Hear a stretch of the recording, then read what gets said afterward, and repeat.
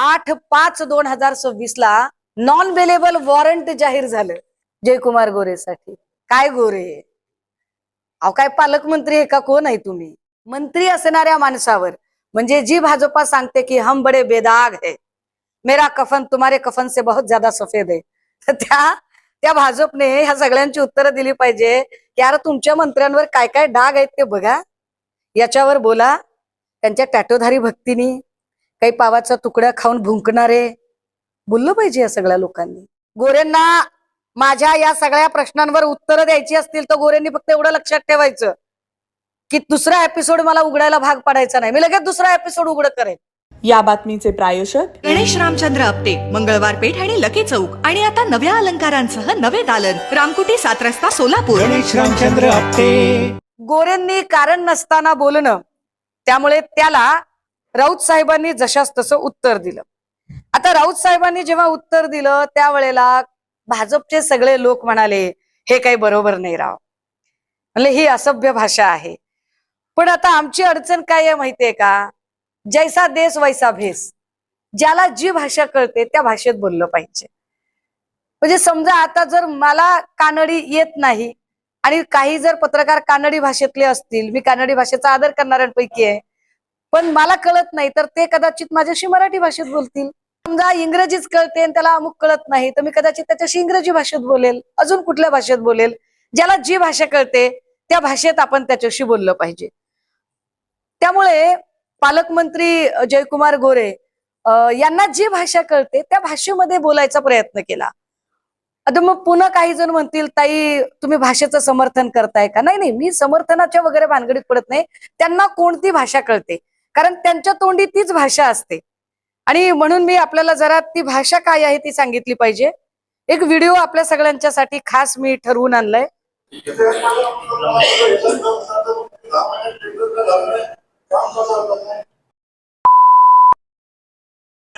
ही भाषा आहे जयकुमार गोरेंची।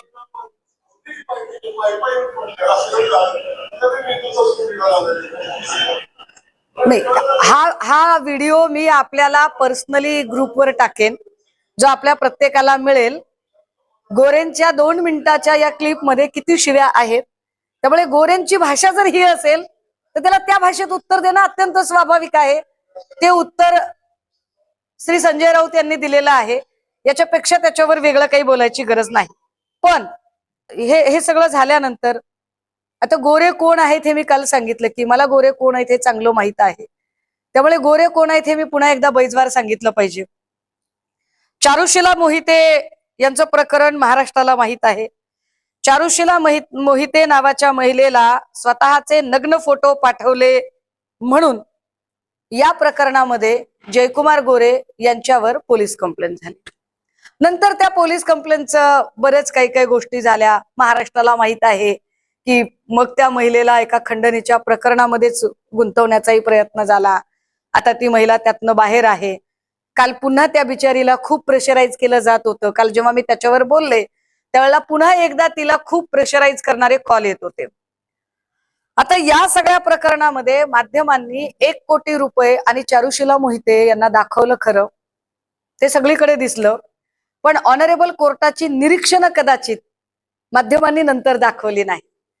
जे महत्वाचे निरीक्षण आहे की या कुठल्याही फ्रेम मध्ये ती बाई पैशाला हात लावते, पैसे घेते किंवा पैसे मागताना दिसते असं कुठेही चित्र दिसत नाही। हा पहिलं निरीक्षण कोर्टाने नोंदवलेलं आहे। एक दुसरं निरीक्षण कोर्टाने नोंदवलेलं आहे, त्यात कोर्टाने असं म्हटलंय की सगळं खरं, पण मुळात हे 1 कोटी रुपये गोरेंकडे आले कुठून? हे कोणाचे 1 कोटी रुपये आहेत जे अजून कोर्टातही जमा झाले नाहीत? जयकुमार गोरे याच्यावरती उत्तर देतील का की 1 कोटी रुपये नेमके तुमच्याकडे आले कसे, कुणाचे पैसे आहेत, कुठून आलेले पैसे आहेत, या पैशाचं उत्तर त्यांनी दिलं पाहिजे। बरं, हे सगळं करताना याच सगळ्या प्रकरणामध्ये आता अजून एक प्रकरण त्यांच्यावर होतं।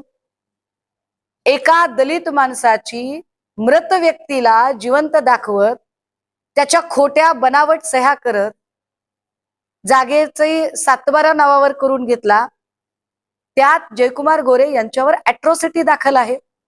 गोरेंनी ते बोललं पाहिजे की तुमच्यावरच्या अॅट्रॉसिटीचं काय झालंय?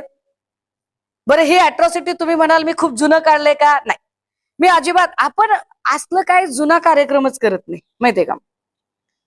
6/3/2025, 6 मार्च 2025 त्याच्यामध्ये 3 फेब्रुवारी 2026 ला एक तारीख आहे. आणि विशेष म्हणजे या सगळ्या प्रकरणामध्ये 8/5/2026 ला नॉन अवेलेबल वॉरंट जाहीर झालं जयकुमार गोरेसाठी. 8 मे 2026, आत्ता जून महिन्यात 8 तारखेला. काय गोरे, अहो काय पालकमंत्री आहे का? कोण आहे तुम्ही? तुमच्या नावानं समन्स निघायला लागले. हे समन्स रद्द होण्यासाठी त्यांनी प्रयत्न केले, त्याच्यासाठी त्यांचा अर्ज वगैरे झाला, त्यांची बेल ऍप्लिकेशन फेटाळली गेली. ह्या सगळ्यांवर गोरे कधी बोलणार आहेत का? म्हणजे तुम्ही बघा, एखाद्या माणसाला एखाद्याने फसवलेलं असू शकतं. आपण असं गृहीत धरू की चारुशीला मोहितेने जयकुमार गोरेंना फसवलं किंवा अडकवलं. मृत व्यक्तीने कसं काय फसवलं असेल बरं? मृत व्यक्ती, मग त्याचं काय झालं? त्याच्या जमीन हडपेचा केस काय झालं बरं? ही केस कोर्टात आहे, ह्याचं समन्स आहे. मी तुम्हाला जून महिन्यातली गोष्ट सांगते. ही जून महिन्यात घडलेलं हे सगळं आहे. ही समन्सची कॉपी आहे. याच्यामध्ये स्पष्टपणे सांगितलेलं आहे, आरोपी क्रमांक 1, 3, 4 हजर, त्यांचे वकील हजर, मूळ फिर्यादी 260, आरोपी क्रमांक 2 तर्फे गैरहजेरीचा माफी अर्ज, त्यावर सरकारी वकिलांनी कोणतीही हरकत न घेतल्याने सदर अर्ज मंजूर करण्यात आला. सरकारी वकिलाने त्याच्यात हरकत घेतली नाही. आता सरकारी वकिलांनी का हरकत घेतली नाही हा एक पुन्हा संशोधनाचा मुद्दा आहे. पण क्लिअर कट मंत्री असणाऱ्या माणसावर, म्हणजे जी भाजपा सांगते की हम बडे बेदाग है, मेरा कफन तुम्हारे कफन से बहुत ज्यादा सफेद है, तर त्या भाजपने ह्या सगळ्यांची उत्तरं दिली पाहिजे की यार तुमच्या मंत्र्यांवर काय काय डाग आहेत ते बघा, याच्यावर बोला. त्यांच्या टॅटोधारी भक्तीनी काही पावाचा तुकडा खाऊन भुंकणारे बोललं पाहिजे. या सगळ्या लोकांनी बोलत नाहीत चला हे सगळे. बघा गोरेंवर केसेस किती आहेत सध्याच्या. मी तुम्हाला जर त्या केसेस जर सांगितल्या ना, काय माणसाला मंत्री केलंय भाजपने, भाजपची काय मजबुरी असेल की भाजपमधली जी जुनी माणसं आहेत त्यांना भाजपने संधी दिली नाही. काँग्रेसमधनं एक माणूस आयात केला जातो. जयकुमार गोरे काँग्रेसमध्ये होते, म्हणजे काय ते सांगतात भाजपचे काही लोक, तुम्ही अमुक, मी तर कुठल्या पक्षात गेलेच नाही कधी सोडा. पण बाहेरून आलेल्या माणसाला मंत्रीपद देताना त्या माणसाचा पोर्टफोलिओ काय होता, भाजपकडे कोण किती भ्रष्टाचार केला त्यावर त्याची पोस्ट किती मोठी ते ठरते. बघा, दहिवडी पोलीस स्टेशन, गुन्हा रजिस्टर नंबर 54/94, कलम काय आहेत 324, 342, 323, 504, 506, 34. बरं, दहिवडी पोलीस स्टेशन मध्ये 29/94 गुन्हे कुठले दाखल आहेत 323, 506. दहिवडी पोलीस स्टेशन मध्येच 03/2007 कलम काय आहेत 188, बीपी ऍक्ट कलम 37, 1, 3, 135.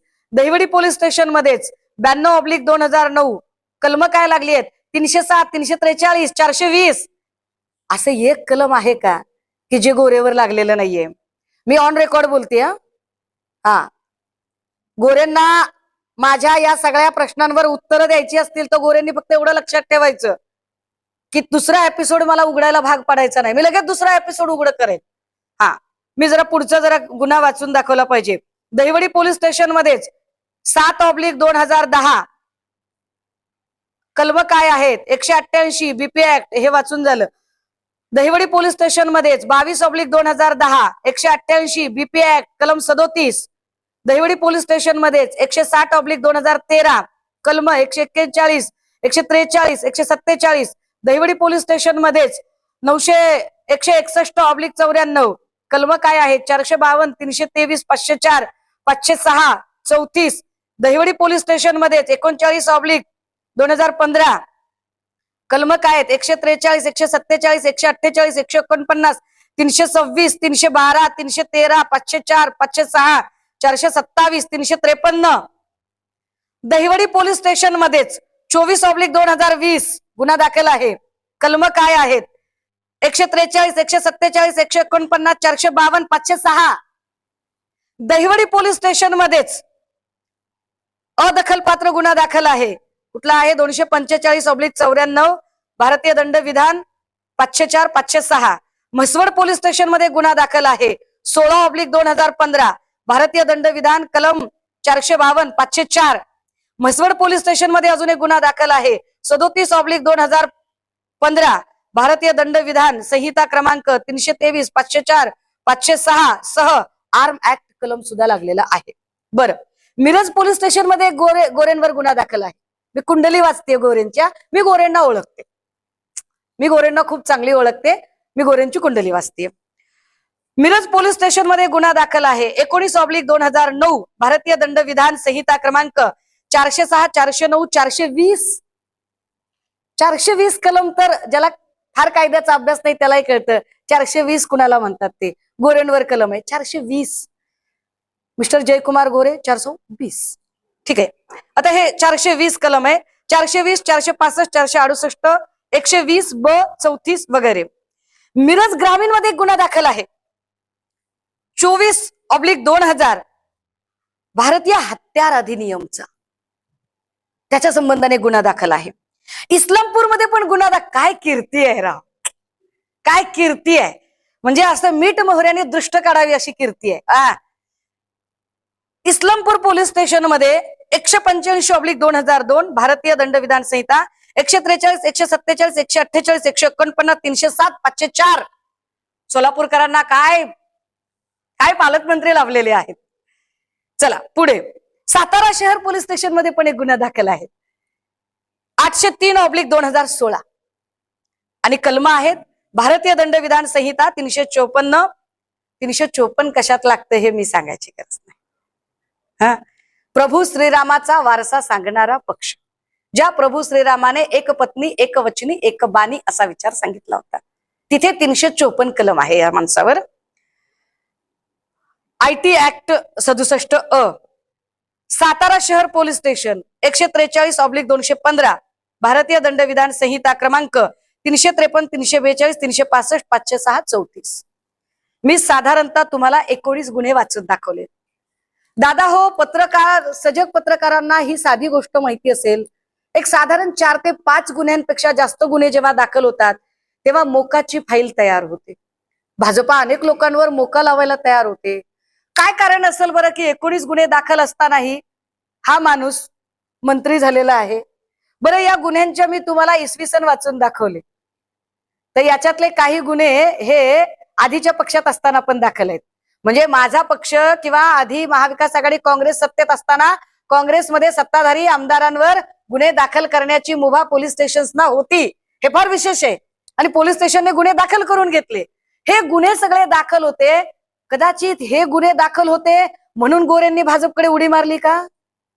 कदाचित हे गुन्हे दाखल होते आणि मोकाची फाईल तयार झाली असती म्हणून गोरे तिकडे गेले का? गोरेंनी उत्तरं दिली पाहिजेत. कारण गोरेंना मी छान ओळखते, गोरे कुणाला ओळख नसले तरी, की एवढे गुन्हे दाखल असणारा. आणि आता मला फडणवीसांनाही मी विचारलं पाहिजे की अशी काय मजबुरी आहे तुमची की ज्यांनी भाजपच्या सत्तेचं वारूळ बांधलं ते भाजपचे जुने जाणते सगळे जुने लोक सोडून तुम्हाला पक्ष बदललेला आणि साधारणतः एवढे गंभीर गुन्हे अंगावर असणारा हा माणूस तुम्हाला मंत्री म्हणून घ्यावा लागला. अशी काय मजबुरी आहे? काय भाजपकडे माणसं नाहीयेत? किती लोकांचे नेते चोरता. बरं, चोरताना जरा चांगला तरी माल, असं सेलमध्ये आउटडेटेड झालेला माल काय चोरताय? चला, मी जरा पुढचा एक महत्वाचा मुद्दा सांगितला पाहिजे. माझ्या हातात अजून एक FIR आहे. या सगळ्यांच्या कॉपीज आहेत बरं का. मी फक्त मोबाईलवर नाही, या सगळ्या प्रत्येकाचं मी जे बोलले त्या प्रत्येकाचं डॉक्युमेंट आहे. ज्यांना डॉक्युमेंट पाहिजे त्यांना PDF फाईल द्यायला मी तयार आहे. मी पुराव्याशिवाय कधीही बोलत नाही. किमया ग्रुप घेऊन येत आहे जुळे सोलापुरात आपल्या स्वप्नांना प्रत्यक्षात साकारणारा 168 2 BHK आणि 3 BHK लक्झुरियस फ्लॅट्सचा भव्य प्रकल्प.